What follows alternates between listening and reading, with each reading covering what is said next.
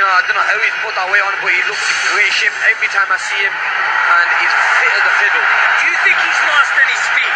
No, I don't think he's lost any speed. I think his timing's got better, and his speed's got quicker with a lot more power. Now, that's going to be the question for Juan Manuel Marquez. Putting on the extra weight, is he going to lose his speed? Manuel will lose his speed in my eyes. I've seen him train on 24/7.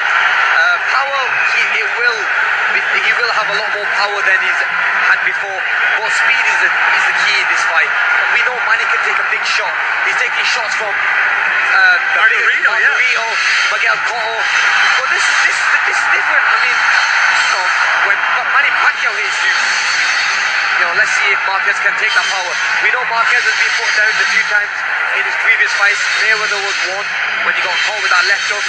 But Amir, it's not like Manny's been winning his last couple of fights by knockout. But yet I think that shows the refinement of Manny Pacquiao, because now he's such a complete textbook type fundamental.